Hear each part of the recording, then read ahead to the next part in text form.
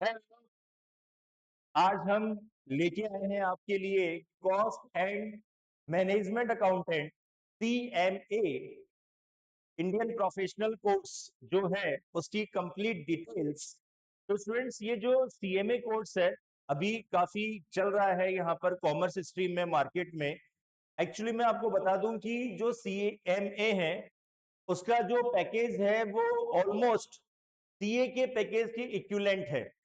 तो स्टूडेंट्स, ये जो कॉस्ट एंड मैनेजमेंट अकाउंटेंट हमारा जो CMA का कोर्स है यहाँ पर, अब यदि हम इसकी कंप्लीट डिटेल्स के बारे में डिस्कस करें तो students, CMA cost and management accountant ये कोर्स हम कब से स्टार्ट कर सकते हैं, मतलब हमारी इसके लिए क्वालिफिकेशन एलिजिबिलिटी क्या होनी चाहिए, इसका टाइम ड्यूरेशन क्या होना चाहिए, उसके अलावा यहाँ पर इसमें total cost, total investment amount क्या रहेगा, और ये कोर्स करने के बाद हमारा जो पैकेज, हमारी जो सैलरी यहाँ पर वो क्या रहेगी।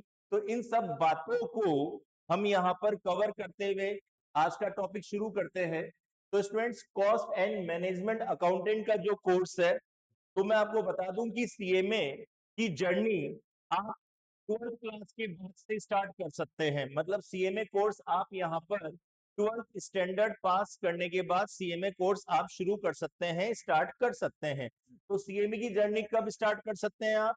12th के बाद। ओके, जैसे ही आपका 12th का एग्जाम हो जाता है तो आप CMA की जर्नी स्टार्ट कर सकते हैं। हाँ, इसकी CMA की जर्नी आप 12 के बाद स्टार्ट कर सकते हैं, लेकिन अभी स्टार्ट कहां से होगी वो भी समझना। देखिए स्टूडेंट्स, CMA जो कोर्स है, यदि वो आप अभी 12th स्टैंडर्ड में है या आपने 12th पास आउट कर लिया है तो आप यहाँ पर CMA फाउंडेशन से अपनी जर्नी स्टार्ट करेंगे। CMA फाउंडेशन में टोटल आपके 4 पेपर्स हैं, और ये जो फाउंडेशन में जो 4 पेपर्स हैं वो है आपके accounts, law, economics and maths and statistics, है ना। अब मैथ्स देख के थोड़ा डर लग रहा होगा, लेकिन मैं आपको बता दूं कि यहाँ पर फाउंडेशन में जो मैथमेटिक्स है स्टूडेंट्स, वो एक नॉर्मल एवरेज मैथ्स है। यहाँ पे 11th 12th स्टैंडर्ड की भी नहीं है, मतलब एक 11th स्टैंडर्ड की बोल सकते हैं। तो इस नॉर्मल मैथ्स का जो वेटेज है फाउंडेशन में वो ओनली 40 मार्क्स है, मतलब 40% ही है। तो मैथमेटिक्स सिर्फ 40 मार्क्स की है। उसके साथ में जो स्टेट्स है वो आपके 60 मार्क्स की है। ठीक है, तो मैथ्स से डरने की जरूरत नहीं है क्योंकि नॉर्मल सिंपल मैथ्स है और फाउंडेशन में ही है। उसके आगे फिर फाउंडेशन क्लियर करने के बाद आगे इंटर और फाइनल में कोई मैथमेटिक्स का कोई रोल नहीं है। तो स्टूडेंट्स, ये जो 4 पेपर्स है उसमें अकाउंट्स, लॉ, इकोनॉमिक्स, मैथ्स और स्टेट्स। तो अकाउंट्स का और इकोनॉमिक्स का वही हमारा सेम सिलेबस है, मैथ्स का और स्टेट्स का भी वही 11th 12th वाला सिलेबस ही है। लो हमारे लिए एक न्यू सब्जेक्ट ऐड हो रहा है, लेकिन ये थ्योरेटिकल और इंटरेस्टिंग सब्जेक्ट है आपका लो। जैसे BST हम स्टडी करते हैं ना, वैसे ही है। ठीक है, तो इंटरेस्टिंग है। अब CA फाउंडेशन में जो ये 4 पेपर्स है, ठीक है, इनकी तैयारी हमें यहाँ पर स्टार्ट कब से कर सकते हैं वो मैंने आपको बता दिया। इसका ड्यूरेशन टाइम 4 मंथ्स का है, मतलब यहाँ पर इसका सिलेबस, टेस्ट सीरीज वगैरह का जो ड्यूरेशन टाइम है, आपकी प्रिपरेशन का जो ड्यूरेशन टाइम है वो 4 मंथ्स है। ओके, पासिंग मार्क्स की हम बात करें तो फाउंडेशन में पास होने के लिए हमें कितने मार्क्स लेके आने हैं? फाउंडेशन क्लियर करने के लिए हमें इंडिविजुअल इंडिविजुअल सब्जेक्ट्स में मिनिमम 40 मार्क्स और ओवरऑल एग्रीगेट हमें चाहिए होते हैं 50%।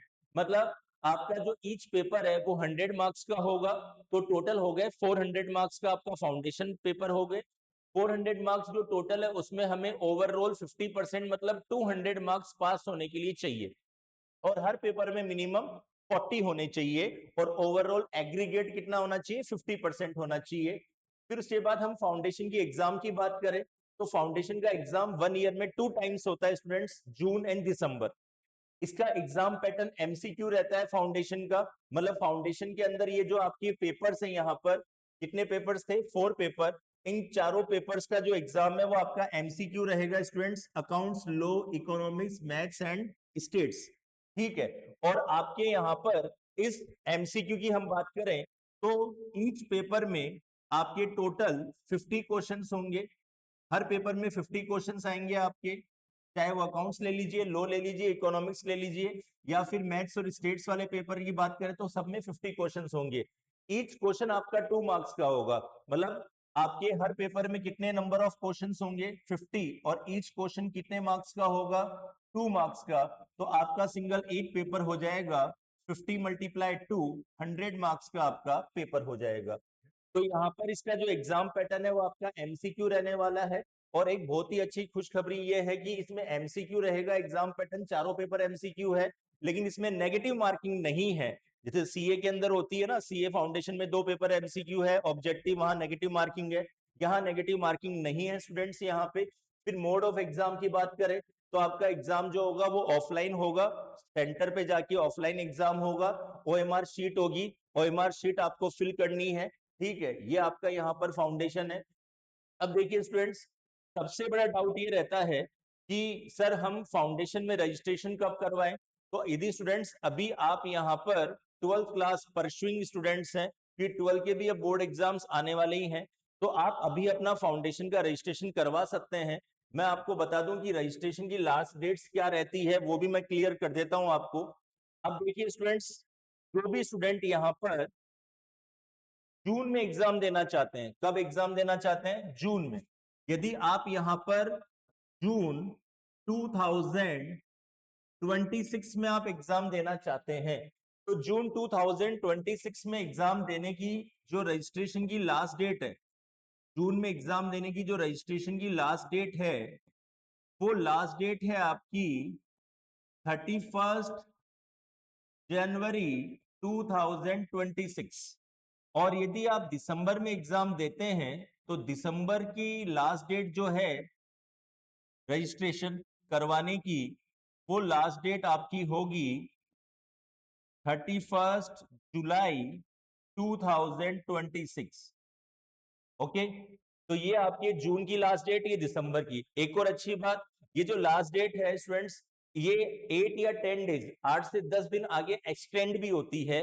तो मतलब जैसे अभी हम बात करें कि भाई यदि हम जून में एग्जाम देना चाहते हैं तो उसकी रजिस्ट्रेशन की लास्ट डेट 31 जनवरी है, तो रजिस्ट्रेशन की लास्ट डेट 31 जनवरी है, तो वो 8 से 10 दिन आगे एक्सटेंड होती है। तो हम मान लेते हैं एक बार कि ये 8 दिन एक्सटेंड होती है, हर बार होती है एक्सटेंड। तो ये लास्ट डेट कहां तक जाएगी? 8 फेब तक जाएगी। तो मतलब 8 फेब तक हम फाइनली इसमें अपना रजिस्ट्रेशन करवा सकते हैं, यदि हमें जून में एग्जाम देना है तो। अब पॉइंट ये आता है कि कई स्टूडेंट्स को ये डाउट रहता है कि सर अभी तो हमारे 12 के बोर्ड एग्जाम्स हैं, है ना भाई, फेब में हमारे बोर्ड एग्जाम स्टार्ट हो जाएंगे, ठीक है, तो वो बोर्ड एग्जाम मार्च में कंप्लीट होंगे, तो मतलब हम यहाँ पर जून में एग्जाम देने के लिए रेडी हो जाएंगे? मतलब हमारे पास जो भी 2.5 मंथ्स का टाइम होगा उसमें हमारी तैयारी प्रिपरेशन हो जाएगी? तो मैं आपको बता दूं कि स्टूडेंट्स, सीएमए फाउंडेशन का सिलेबस इतना लेंथी नहीं है, ठीक है। दूसरी बात, बहुत इजी है, एग्जाम पैटर्न भी इजी है, एमसीक्यू है, नेगेटिव मार्किंग नहीं है। तो यहाँ पर जो भी स्टूडेंट जिन्होंने सीएमए करने का प्लान बना रखा है, ठीक है, मैं आपसे यही कहना चाहता हूं कि वो अपने 6 मंथ्स वेस्ट ना करें, वो यहाँ पर दिसंबर में ना जाके जून में ही अपना एग्जाम कंप्लीट कर ले फाउंडेशन का, क्योंकि इतना बड़ा कोई सिलेबस नहीं है और इतना कोई टिपिकल हार्ड भी नहीं है, ठीक है। क्योंकि फाउंडेशन का यहाँ पर जो ऑल इंडिया रिजल्ट है वो 70%, एवरेज अप्रोक्स 70% जाता है, जबकि सीए फाउंडेशन का तो 15% ही रहता है ऑल इंडिया, जबकि सीएमए फाउंडेशन का रिजल्ट ही 70% है।